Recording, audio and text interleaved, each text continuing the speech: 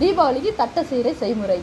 இப்போ பார்த்தீங்கன்னா இட்லி அரிசி 2 கிலோ 10 ஆளாக்குன்னா இந்த இதில் வந்து 10 போட்டால் ஒரு ஓகே 10 போட்டால் 2 கிலோ அரிசி எடுத்துக்கிறோம்ப்பா, இட்லி அரிசி.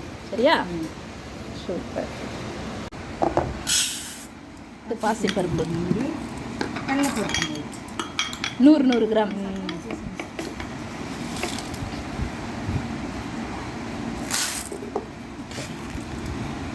அரிசி 2 கிலோ, கடலைப்பருப்பு 100 கிராமு, பச்சைப்பருப்பு 100 கிராம். Okay okay. அதே மாதிரி கழுவிட்டு 2 மணி நேரம் ஊற வைக்கணும். ரைட்டு. 2-3 முறை அலசி எடுத்துக்கோங்க. அதுக்கப்புறம் 2 மணி நேரம் ஊறணும். சரிங்களா? இதுவும் நல்லா வாஷ் பண்ணிவிடுங்க. பண்ணிவிட்டு இதுவும் 2 மணி நேரம் ஊறணும். ஆமாம், அரிசியும் கடலைப்பருப்பு பாசிப்பயிறு.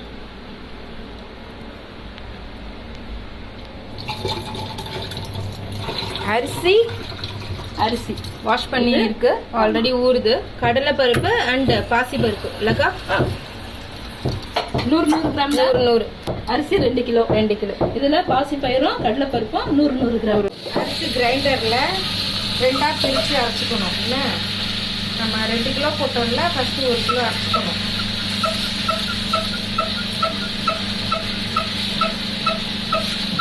கிரைண்டரில் நைஸாக 2 கிலோக்கு 1 கிலோ தனித்தனியாக அரைக்கணும். ஏன்னா மொத்தம் அரைக்க முடியாதுல்ல, அதனால தனித்தனியாக அரைச்சிட்டு தேவையான உப்பு சேர்த்துக்கணும். கல் உப்பு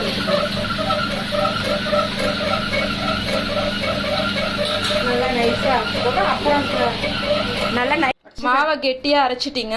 1/4 கிலோ ஒச்சக்கல்ல மாவு, 1/4 கிலோ மாவில் மிக்ஸ் பண்ணணும். போட்டுறோம். சூப்பர். அடுத்தது எள்ளு, மிளகாத்தூள், வெறும் மிளகாத்தூள், வெள்ளை எள்ளு, வெறும் மிளகாத்தூள். எவ்வளோ போட்டிங்கம்மா?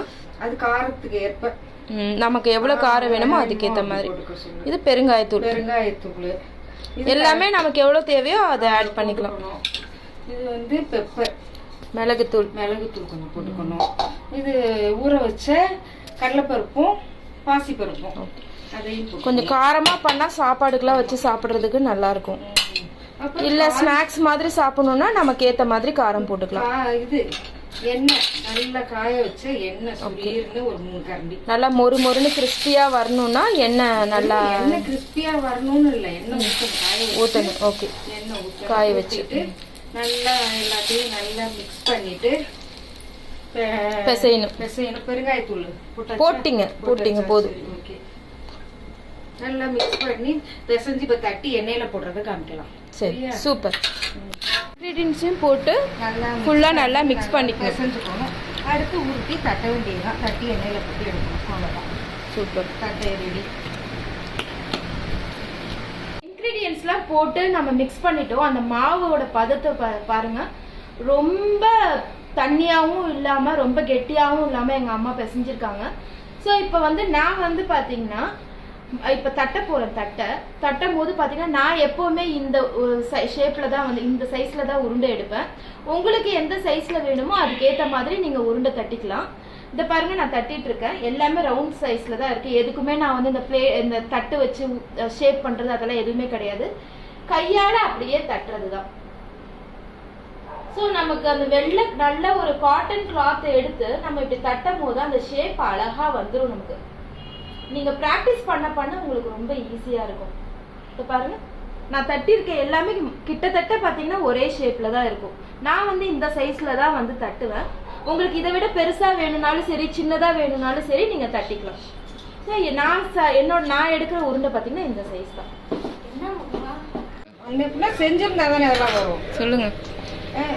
துணியில இருக்க தட்டையை எடுத்து தோசை கரண்டில எடுத்து எண்ணெய்க்குள்ள போடணும். இந்த சொடப்பெல்லாம் நல்லா திருப்பி விட்டு வெந்த பிறகு சொடப்பெல்லாம் அரங்கனோட எடுத்து வச்சிடணும். அவ்வளவுதான். தட்டை பாருங்க, நல்லா மொறுன்னு எப்படி வந்திருக்கு தட்டைன்னு. நல்லா ஒரு 10-15 நாளைக்கு வச்சு சாப்பிடலாம். ஆமா, டேஸ்ட் வந்து அப்படியே இருக்கும் உங்களுக்கு. நல்லா காரசாரமாக பண்ணுவாங்க எங்கள் அம்மா. நீங்கள் வந்து உங்களுக்கு எவ்வளோ காரம் வேணுமோ அந்த காரத்துக்கு ஏற்ற மாதிரி நீங்கள் பண்ணிடலாம். பாருங்கள், கரெக்டாக இந்த பதத்தில் எடுத்துடணும். கலர் பார்த்தீங்கன்னா உங்களுக்கு ஒரு மாதிரி ப்ரௌன், நல்லா மொறுன்னு இருக்கும். நீங்கள் சாப்பாடுக்கு வச்சு சாப்பிட்லாம், அப்படி இல்லைன்னா வெறும்னா ஸ்நாக்ஸாகவும் சாப்பிட்லாம். அவ்வளோ அருமையாக இருக்கும். நீங்கள் கடையிலலாம் வாங்குகிற தட்டையை விட இது 100 மடங்கு டேஸ்ட்டாக இருக்கும். அதெல்லாம் அந்த மைதா அந்த மாதிரிலாம் சேர்ப்பாங்க. நம்ம அந்த மாதிரிலாம் சேர்க்காம ஃபுல்லாக எல்லாமே நல்ல ஹெல்த்தி ஐட்டம்ஸ்லாம் சேர்க்கறதுனால உடம்புக்கும் நல்லது, டேஸ்ட்டும் அருமையாக இருக்கும். நீங்களும் வீட்டில் ட்ரை பண்ணி பாருங்கள். ட்ரை பண்ணி பார்த்துட்டு உங்களோட கமெண்ட்ஸை எங்களுக்கு ஷேர் பண்ணுங்கள். தேங்க்யூ.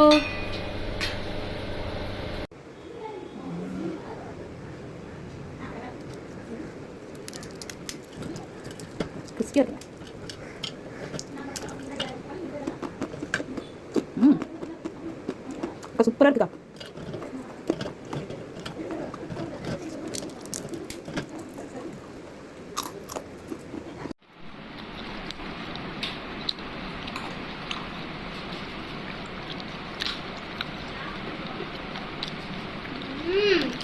சூப்பர்.